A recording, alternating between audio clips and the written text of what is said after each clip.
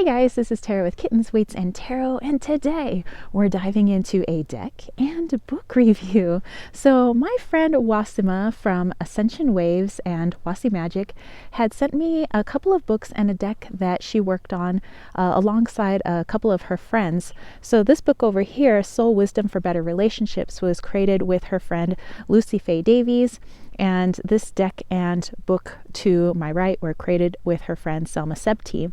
So I want to talk about all of these because, well, I think it is appropriate. We're getting in the mood for Valentine's Day. And for those of you that don't celebrate Valentine's Day, many of you are celebrating Family Day, or you're looking at ways that you can work on your self-care, your self-love. And many of you are introspective. You love to journal. You love to pull cards for yourself in order to better yourself, in order to expand your awareness and your consciousness. And so I believe these are some fantastic books. Thank you, Ouassima, for sending them to me. I enjoyed reading them, and I personally enjoyed definitely working with this deck. So first and foremost, I want to talk about the first book here, Soul Wisdom for Better Relationships. And this again is by Ouassima and her friend Lucy Faye Davies. It says, know more about sexuality, eros, and love. Discover the blockages, end the toxic relationship cycle to live in harmony with your loved one. And so although it does say that this is about mainly working with romantic relationships, what I like about it is there are a lot of prompts and there's a lot of deep dives about why we want a romantic partner. What do we actually want? Is it something our ego wants or something that our higher self is actually looking for? And I think that there's a lot of self-reflection in here, as well as getting to know the self-love and things like that. So it's broken down into various chapters here. First chapter, how are your relationships and what you do and what do you really want? And then getting into, okay, so let's say you're in a new relationship. The next chapter, let's talk about communication, what I never felt able to say. Then it talks about creating harmony and balance, getting to know the self better, awakening your inner priestess and knight archetypes. So those of you that work with archetypes, that might be helpful to you. There's also a shadow work section, being able to heal your divine masculine and divine feminine. Then going into the last couple of chapters, which is about the eros, sexuality, relationships. Where does our sexuality stem from? The type of sexuality that we are attracted to, or maybe our, innermost, let's say, kinks and things like that. Where is that stemming from? And why do we feel we need a partner in this? And then lastly, we have the ultimate union, love, the couple, and the tarot. So just kind of flipping through here. I want to show you, we have all these various prompt questions. There's so much. You could be in this book for probably years, going through these various prompts and questions. There's sections where Lucy Faye Davies does a little bit of talk about how each of these chapters relates to her and her life, and some, trials and tribulations that she went through in understanding love and understanding love for self, understanding relationships. But also Ouassima does the same. And I love that there are also charts as well. Some of you that have ever taken psychology classes may have seen various charts like this, being broken down to, let's say, my wants and my needs, things I'm looking for, maybe underlying currents of why I might be looking for these certain things. And it's just broken down very clearly, I feel. There's also a section on words. Sometimes we have a hard time utilizing our words. How am I actually feeling right now? How do I actually feel about this person beyond, let's say, their good looks, or just feeling the need to be with someone, or obsession, or whatever it may be. I love that there's some vocabulary in here for everyone. I myself can benefit from that from time to time, even though I'm a Gemini and I'm rather chatty. Sometimes I feel like I'm at a loss of words when it comes to my emotions, the deep emotions. I might have sometimes a hard time expressing myself. So I found those helpful. We also have SMART objectives. Those of you that have ever taken courses in SMART goals, being able to set a goal and then all the various steps leading up to that goal. So we now translate it into love, how maybe we can translate that. And here we have some more charts: physical needs, emotional needs, mental needs, and spiritual needs.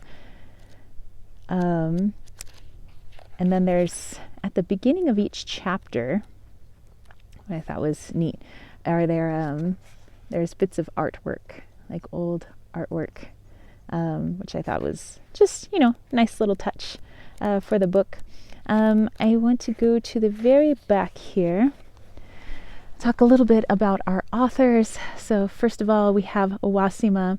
Says she is the author of Become an Oracle, Nest of Light, and the books Tarot and Oracle 365-Day Challenge for Busy Souls and for Mystic Souls. She is the author and creator of Core Magic and the Mystery School, Ouassima Magic. She is a cosmic ambassador, a naturopath, a shamanist, and offers healing sessions and gives multiple in-depth trainings and initiations. She's a truth keeper, a cosmic ambassador, and keeper of the records, and priestess of the Temple of Roses. I was so excited when I heard that she was finally opening that school in Portugal. She helps her clients, students, and readers to travel within themselves in order to bring healing and knowledge that can be useful for themselves and for future generations. Her friend Lucy Faye, it says that she's been involved with tarot for starting at a really young age, the age of 16, with breaks along the way, some rather large, as life intended, that I learn many other things from life experience too. She was a psychic from childhood and was always seeing people that weren't there, as her mom would put it. Over her long lifetime, my love for spirit and personal growth has continued. It is still going strong. Now, though, I also work on healing my shadow aspects too. So she thanks Ouassima for this opportunity to manifest part of her passion into a book in oracle form. We hope above all else that this book and the cards that go with it can help you discover the innate glory of your own strength and inner healing by gaining a deeper understanding of who you are and how you work, which will lead you to healthy, loving relationships. So I definitely, even though, yes, my friend sent me this book, after reading it and seeing you can see at the back here, there's a ton of different spreads as well. Just so many freaking prompts. And, oh yes, by the way, poetry. Lucy Faye and Ouassima love to write poetry. So there's a little bit of everything in here, just showing you in the different ways that you can tap into the self, be it through creative writing, be it through journaling or using tarot, or just creating charts. They tried to find different ways that people's minds might work and the different ways people connect to their heart space. So I found that helpful for me, because sometimes, it can be rather complicated in trying to understand myself. So I appreciated all the different avenues. Okay, taking a look at the book over here, Feminine and Masculine, Healing Journey to the Divine Union. This is a book and journal. And of course, you can see that this one goes along with this deck here. But as they said in both of their books, you don't necessarily need their oracle deck. You can use runes, you can use your own tarot cards. You don't have to use cards. You could just, do a little intuition, do a little meditation with each of the prompts. It's totally up to you. Okay, so at the very beginning of this book, they go into a little bit of the purpose, like why did they actually create this book? And they wanted to talk about, what does it mean bringing the divine feminine and masculine into balance, and what is their personal definitions of divine feminine and divine masculine? They talk a little bit about the cosmic laws, because that's kind of incorporated in how they speak throughout the rest of the book. And then they start talking about ways in which you could use the book, like I just outlined, going into meditation, pulling out your own cards. They start talking about twin flames and soulmates and, karmic connections and things like that. So they do a little bit of a deep dive on that. And then they also speak about how they incorporate not only psychology, but their own spiritual backgrounds into writing this book. So here we go about exploring symbology, whether you're using tarot cards, or let's say you start seeing repeating patterns in your life as it connects to love. Like, let's say you've been pondering something about love or your divine masculine or your divine feminine, and you start seeing 111s, or, I am pulling tarot cards and I continually pull cards with the same type of symbol on it. So they talk a little bit about that as well, what that could mean. They start talking about our narratives, these stories that we tell ourselves. We are somewhat of a blank slate when we are born, and then we are given a narrative from our parents, from society, from other family members, and eventually our teachers and schoolmates. And we may not realize that when we're older that we are just focusing our lives and going about our lives based on those narratives. So here, once you get to about 50 pages in, there's lots of good stuff at the beginning, but then they start going into each individual card that you find in their deck here. But like I said, you don't actually need the cards, because it talks about the card here, and then it gives you some prompts.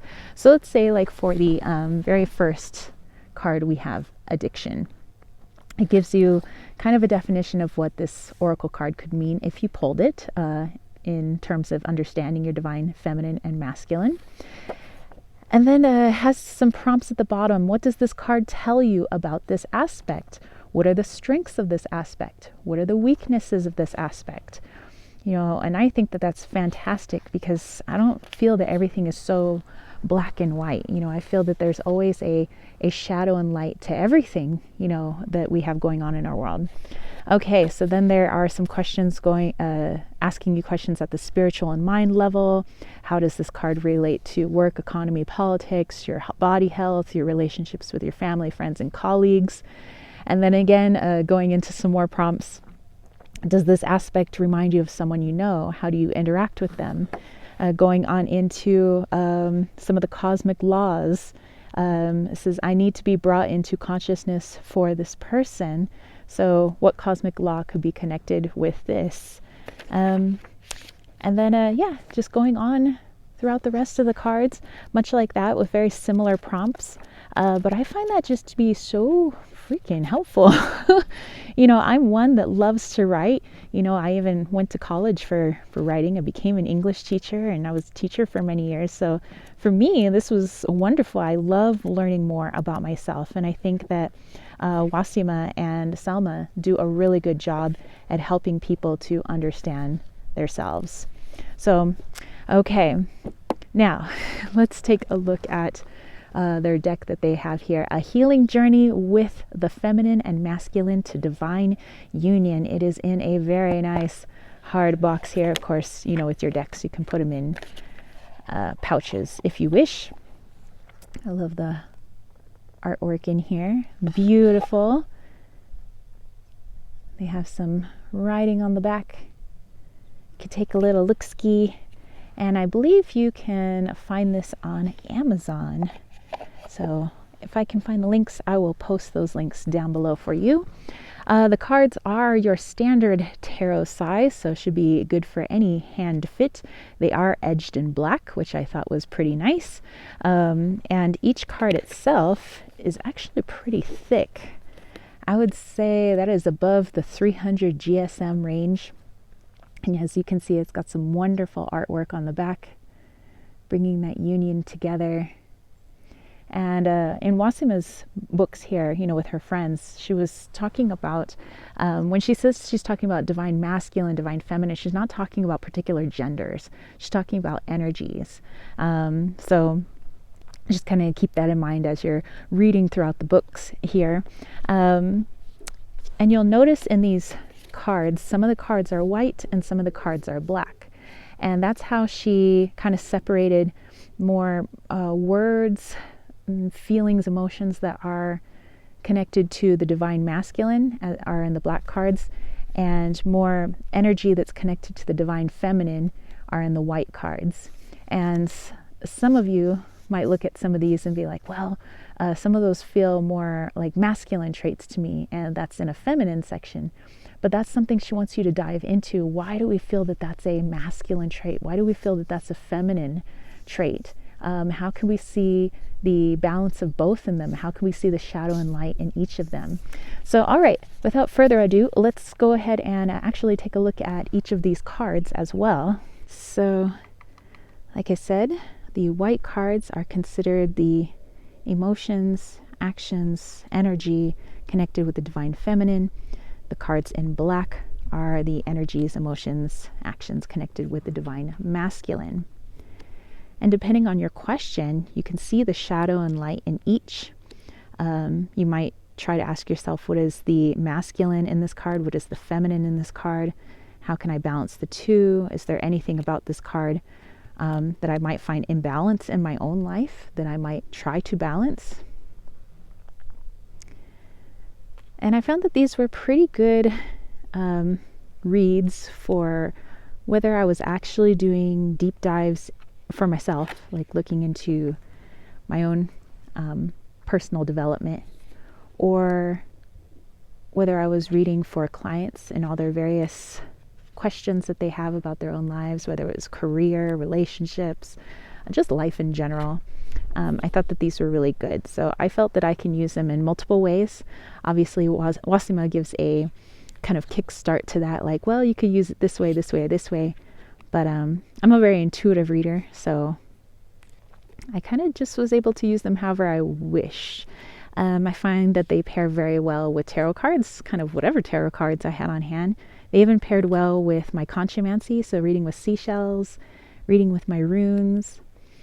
And I love that there are just so many cards. There's just so many energies. And I love the simplicity of the art.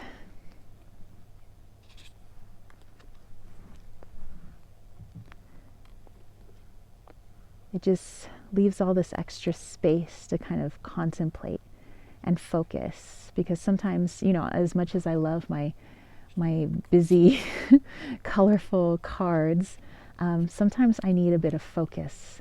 My little brain can get distracted with too many images and too many intuitive downloads coming in at once. So it's nice to have that singular focus and then use that image to kind of put that into my mind's eye and meditate on it and see what's really coming up for me, no matter what the question could be. Maybe I am, trying to get introspective and, seeing why I'm doing a particular thing in my life. But yeah, I love the simplicity. It's wonderful. And I think that they shuffle really well. I'll show you afterwards. Maybe we'll do a quick little reading afterwards. I'll do a little shuffle, just so you can see how I utilize the deck. And then you can see if this deck is right for you. Of course, as with all things, I don't feel that you need really anything outside of yourself in order to gain answers. We're all intuitive beings because we all have a soul that is not confined to the 3D realm, and so we have access to all information at all times. But if you feel you need that permission slip to connect to your intuition, your heart, your soul, then I would suggest this deck.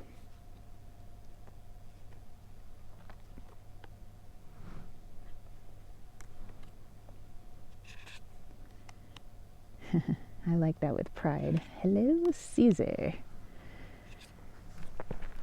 I feel like there are many leaders of many a country that have that Caesar type energy.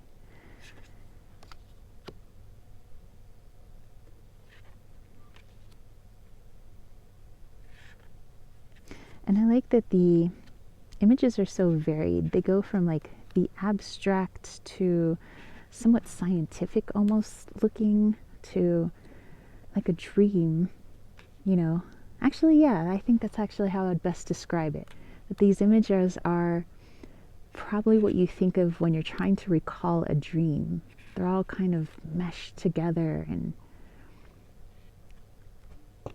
sometimes, just looking straight at them wouldn't make sense until you really go through your heart space and try to make sense of it. Then it all makes sense,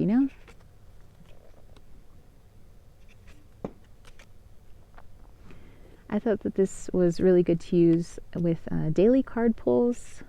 Obviously the journaling, which is what I appreciated doing. I didn't really, as you can see, I didn't write in the books.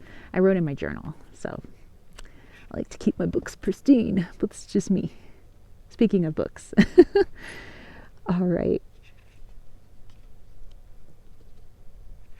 So many wonderful cards. And so yeah, if you wanted to learn more about this deck, kind of the logistics of it, like I said, I'm pretty sure you can find it on Amazon. The link will be down below. You can get all the extraneous information that you may need. And we have Adore and Passion. So let's go ahead and pull a card for us. I like to do a little side shuffle. I'm not really a riffle shuffler. But let's just pull a card for the collective. A little message for us. Oh, looks like we have one. There we go. All right, we have Fusion and Union. Take a look at the beautiful art there. Actually, I would like to use Ouassima's book here and see what she had to say about Fusion and Union and some questions that you could ask yourself about this card. So let's get to card number 15. Oops, 41. That's gone too far, folks. Gone too far.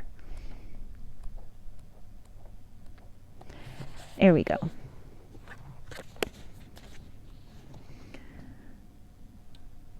Okay. It says, a person who accepts all parts of herself is free from other people's opinions, is free from judgment, and free from disconnections from the outer world. Yet the person sees the world as an extension of oneself and cares to see good happening into it. Such a person acts from a place of love and nurturing for the self, which gives him or her tremendous power as she or he stands in his or her ground, and power centered and tall, neither weak nor hostile, just affirmative and fair. Okay, so some questions you can ask yourself about this card. What does this card tell me about this aspect? Also, perhaps other things to ask yourself, does this aspect exist within you? Is it hidden or recognized? Does it express itself? What archetype, deity, god, or goddess has this aspect? How do they use or express it? Imagine that this aspect or character is a real person and that his or her story, where does he or she come from? What is his or her deep needs and desire? So, of course, there are many more questions, but that's just kind of get you guys started. And anywho, I hope you guys enjoyed this deck and book review of the Feminine, Masculine, and Healing Journey to the Divine Union book and journal, and the Soul Wisdom for Better Relationships, as well as the Healing Journey with the Feminine and Masculine to Divine Union Oracle cards. So thank you, Ouassima, for sending these to me. I absolutely enjoyed them, and I hope you guys check them out as well. So that's it for me. I will catch you guys next time, and yeah, peace, love, and chicken grease. Peace out.